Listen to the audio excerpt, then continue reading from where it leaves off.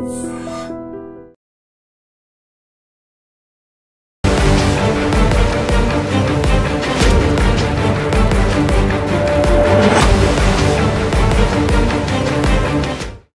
Welcome to I dream. నేను మీ సంగీత. నాగర్ కర్నూలు జిల్లాలో అతి దారుణమైన సంఘటన చోటు చేసుకుంది. కన్న కొడుకే తండ్రిని అతి కిరాతకంగా చంపివేసి తల మొండము వేరు చేసి మరీ వేరు వాగుల్లో పడివేయడం జరిగింది. అసలు మనం ఈ కేసు వివరాల్లోకి వెళ్తే, నాగర్ కర్నూలులోని కల్వకుర్తికి చెందిన బాలయ్య 70 సంవత్సరాలు. అతని కుమారుడే బీరయ్య. ఆయనకు ఒక కూతురు ఉన్నారు. రీసెంట్గా ఆ కూతురు కూడా మనస్తాపానికి గురై ఆత్మహత్య చేసుకొని చనిపోవడం జరిగింది. ఆ పాప చనిపోవడానికి తన తాతైన ఈ బాలయ్యనే కారణం అంటూ ఆ కొడుకు ఆరోపణలు చేస్తూ ఊరికే కూడా కాదు, చేతబడి చేశాడు. అందుకోసం అని చెప్పేసి నా కూతురు చనిపోవడం జరిగింది, బ్రతుకు మీద విరక్తి కలిగి అని చెప్పేసి అంటారు. ఎందుకంటే నేను నా కూతుర్ని అల్లారు ముద్దుగా పెంచుకున్నాను, అసలు ఎలాంటి ఇబ్బందులు కూడా లేవు, కష్టాలు అంతకంటే లేవు, తను ఏది అడిగితే అది నేను ఇచ్చుకుంటూనే వచ్చాను. కాబట్టి నా కూతురు కేవలము నా తండ్రి చేసిన చేతబడి వల్లనే చనిపోవడం జరిగింది అని చెప్పేసి తండ్రి మీద కోపాన్ని పెంచుకున్నాడు బీరయ్య.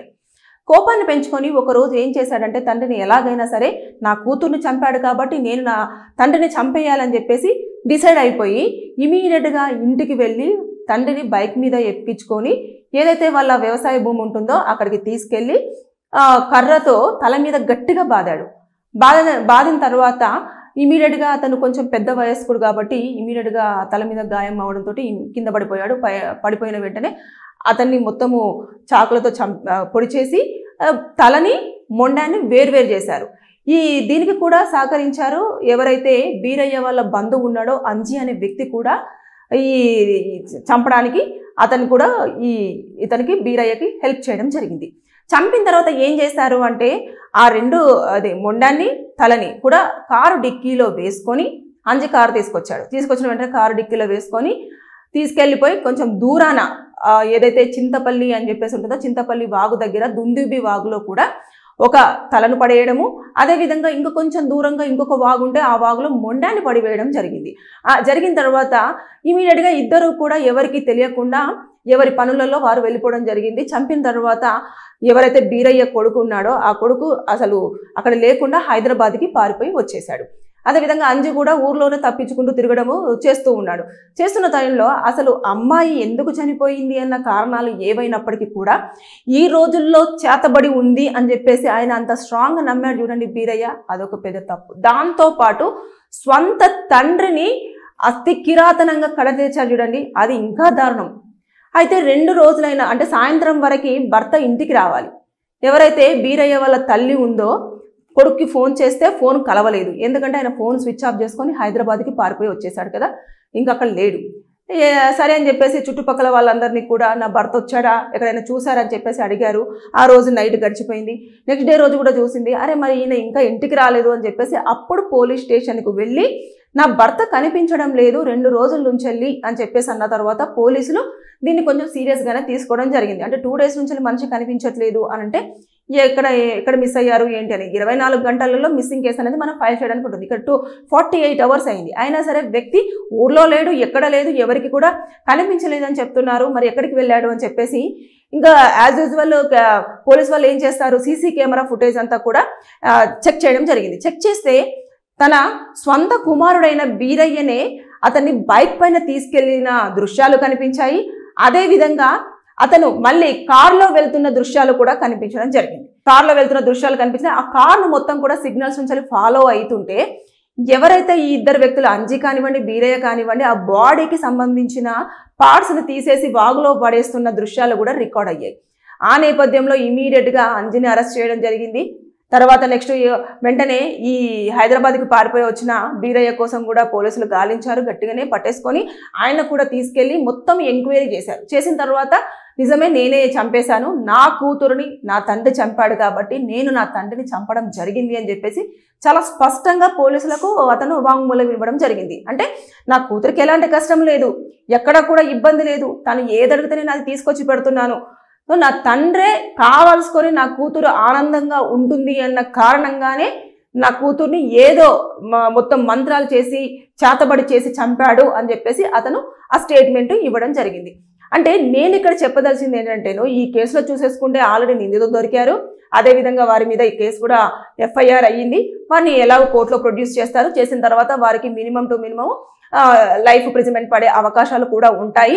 ఎందుకంటే బాడీని చంపిన తర్వాత బాడీని ఎలాగైనా సరే ముక్కలుగా చేసి నేను దొరకద్దు అని చెప్పేసి ఇంకా పెద్ద క్రైమ్ చేస్తున్నారు. ఇప్పుడు చూడండి, తల ఏదైతే బాలయ్య గారికి సంబంధించిన తల ఇప్పటి వరకు దొరకలేదు, ఓన్లీ మొండెం మాత్రమే దొరికింది. దాన్ని మాత్రమే దహన సంస్కారాలు చేయడం జరిగింది. అంటే ఎంత ఆవేదన చెప్పండి. ఎవరో కూడా కాదు, పరాయి వాళ్ళ అస్సలు అంతకంటే కాదు, స్వంత తండ్రి, కొడుకు, మనవరాలు, ఒకటే కుటుంబానికి సంబంధించిన ముగ్గురు. కూతురు ఏ కారణాలతో చనిపోయినది అనేది అతనికి పక్కన పెట్టేసి తండ్రే కారకుడు అని చెప్పేసి తండ్రిని చంపేశాడు చూడండి, అది ఇంకా దారుణం. ఇలాంటి సంఘటనలన్నీ రోజు రోజుకి, అంటే మానవత్వం మంట కలిసిపోతుంది అనడానికి నిదర్శనంగా ఇలాంటి సంఘటనలను రోజుకొకటి మనం చూస్తూనే ఉన్నాం, వార్తల్లో వింటూనే ఉన్నాం. అంటే ఒకటి నేను చెప్పేది ఏంటంటే, డిజిటల్ మీడియాలో ఇలా జరిగింది అలా జరిగింది అని చెప్పేసి న్యూస్ వస్తున్నాయి కదా, ఇంకా ఇంతేనేమో, అసలు ఎలాంటి శిక్షలు ఉండవేమో, లేదు అసలు మాకేం ప్రాబ్లం ఉండదేమో అని చెప్పేసి అనుకుంటారు. కానీ ఒక్కసారి కనుక కోర్టు పరిసర ప్రాంతాల్లోకి వెళ్తే ఎంతమంది చేసిన తప్పు కోసం పశ్చాత్తాప పడుతూ ఉంటారంటే, మేము ములాఖాతుకు వెళ్తూ ఉంటే చూస్తూ ఉంటాం, మేడం ఎలాగైనా సరే నేను ఆ క్షణంలో తప్పు చేసేసాను, తొందరపడ్డాను, నన్ను బయటకు తీసుకురండి, నాకు ఈ శిక్షలు, నేను అసలు ఈ జైల్లో ఉండలేకపోతున్నాను అని చెప్పి ఏడుస్తున్న వాళ్ళు బోలెడు మంది ఉంటారు. అంటే మనం ఆవేశంలో తీసుకునే నిర్ణయాలు ఏమవుతాయంటే మన కుటుంబాన్ని, మన జీవితాన్ని రెండింటిని నాశనం చేయడం జరుగుతుంది. ఇక్కడ తాతయ్యకు మనవరాలంటే ప్రేమ ఉండదా?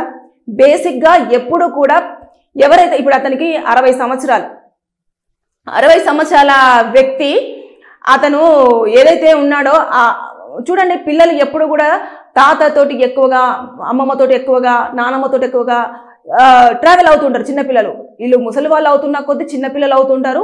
వీళ్ళు చిన్నపిల్లలు మనస్తత్వంతో కలిసి ఉంటారు కాబట్టి ఎక్కువగా వీళ్ళకి అటాచ్మెంట్ ఉంటుంది.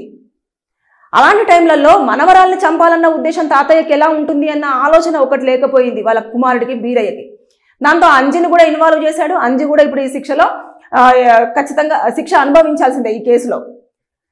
ఇలాంటివన్నీ కేవలము స్క్రీన్ మీద కనిపిస్తే మేము దొరకలేము, పోలీసులు ఏం చేయలేరు, కేసు ఫైల్ అయితే పోయి కోర్టులో అటెండ్ అవుతాము, జైల్లో కూర్చుంటాము, మాకు ఎలాంటి శిక్షలు పడవు, మళ్ళీ నేను బెయిల్ మీద బయటికి రావచ్చు అంటే కొన్ని కేసులలో బెయిల్ కూడా రాకపోవచ్చు, రానివ్వరు కూడా. ఆపోజిట్ పార్టీకి సంబంధించిన వాళ్ళు ఎవరైతే ఉంటారో నష్టపోయిన వాళ్ళు అంగీకరించకపోవచ్చు. బెయిల్ను తిరస్కరించడానికి చాలా స్కోప్స్ ఉంటాయి.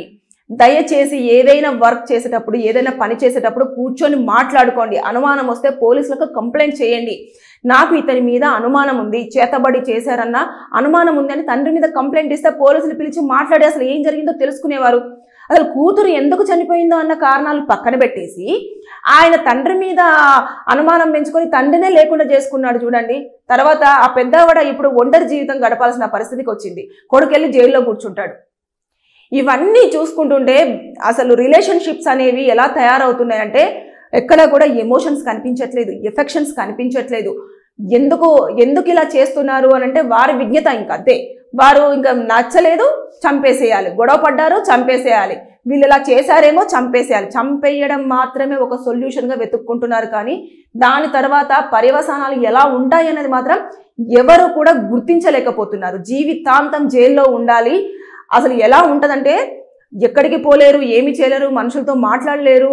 అంటే ఒక సింగిల్ లైఫ్ని, అంతమందిలో జైల్లో కూడా చాలా మంది ఖైదీలు ఉన్నప్పటికీ కూడా ఎంతో మందితో మీరు లైఫ్ లీడ్ చేస్తున్నా కూడా సింగిల్గానే ఉంటారు. కాబట్టి ఇవన్నీ చూస్తూ ఉంటే రోజు రోజుకి మానవత్వాలు అసలు ఎటుపోతున్నాయో, మనుషుల సంబంధాలు, బంధుత్వాలు ఎటుపోతున్నాయో కూడా ఏమీ తెలియట్లేదు. ఈ కేసులో అయితే ఖచ్చితంగా బీరయ్య వాళ్ళకు మాత్రము 7 సంవత్సరాల జైలు శిక్ష పడే అవకాశాలు అయితే ఎక్కువగా కనిపిస్తున్నాయి. ఎందుకంటే చంపేసేయారు, దాంతోపాటు బాడీ పార్ట్స్ను కూడా వివిధ 2 ప్లేసులలో, అంటే మొన్న చూసాం కదా కర్ణాటకలో జరిగింది కదా, పార్ట్స్ అన్ని కూడా 18 పార్ట్స్ చేసేసి వేరే ప్లేసులలో పడేసిన తర్వాత 2 పోలీస్ స్టేషన్ పరిధిలో వస్తే ఎవరు పట్టించుకోరు, ఇది కేసు నీరుగారిపోతుంది అనుకుంటే పోలీసులు ఈ మధ్య కాలంలో చాలా చాకచక్యంగా కూడా కేసును సాల్వ్ చేయడం అనేది జరుగుతుంది. ఎందుకు అంటే వారు ఎన్నో కేసులు చూస్తూ ఉంటారు, అదేవిధంగా ఎంతో మందిని ఇంటరాగేషన్ చేస్తూ ఉంటారు. కాబట్టి వారు చెప్పేది నిజమా అబద్ధమా అనేది చాలా స్పష్టంగా వారు గ్రహించగలరు. ఈ నేపథ్యంలో ఎలాంటి కేసులు పెడితే వీరు బయటికి రాకుండా అంటే కొంతమంది ఏంటంటే నేనే చంపేశాను, ఏం చేసుకుంటారో చేసుకోండి, లేదంటే అవును నాకు నచ్చలేదు నేను చంపేశాను, ఇలాంటి ఆరగంట సమాధానాలు కూడా చెప్తూ ఉంటే పోలీసులకు కోపం వస్తుంది. వారి చేతిలో అస్త్రాలు ఉంటాయి. సెక్షన్స్ కనుక అప్లికేబుల్ చేసి ఛార్జ్షీట్ వేశారు అంటే ఇక జైల్లో చిప్పకూడే. దయచేసి ఎవరైనా సరే మీకు గనక నచ్చకపోయినా, వారి మీద అనుమానం ఉన్నా, లేకపోతే వారిని చంపేయాలంత కోపం వచ్చినా సరే కంట్రోల్ చేసుకొని పోలీస్ స్టేషన్కి వెళ్ళి కంప్లైంట్ ఇవ్వండి. తర్వాత వాళ్ళు కోర్టుకు వచ్చిన తర్వాత అక్కడ పరిష్కారం చేసుకోండి. కొంచెం లేట్ అవుద్దేమో, కానీ ఎవరికి ఇబ్బంది లేకుండా మీ కుటుంబము అదేవిధంగా వారి కుటుంబము నష్టపోకుండా అన్ని రకాలుగా న్యాయం జరిగే అవకాశం ఉంటుంది. Thank you. అదేవిధంగా మీకు కనుక ఎలాంటి లీగల్ డౌట్స్ ఉన్నా, లీగల్గా ఏదైనా తెలుసుకోవాలన్నా కూడా మీకున్న సమస్యను కింద కామెంట్ రూపంలో తెలియజేయండి. నేను దానిపైన వీడియో చేసి మీకు సమాచారం అందించడానికి ట్రై చేస్తాను. Thank you. And don't forget to subscribe to iDream. And for more videos, please subscribe to iDream. Please subscribe to iDream. Please subscribe iDream. And please subscribe to iDream. For more videos, subscribe to iDream. please like, share and subscribe to the channel. Congratulations, iDream. Subscribe to iDream. Subscribe to iDream. So subscribe to iDream Media. iDream ki iDream team andarki huge congratulations. Please subscribe iDream Media. Please subscribe to iDream. Subscribe iDream. Please subscribe to iDream. iDream అంటే నా కళల ఛానల్ను subscribe చేసుకున్న నోరు తిరుగుతలేదు, మీరైతే గంట గుర్తు కొట్టండి. For more such videos, please subscribe to iDream. Subscribe to iDream. Please subscribe to iDream. Please subscribe iDream Media. Please do subscribe to iDream. Please subscribe to iDream Media. For best entertainment and information, please subscribe iDream.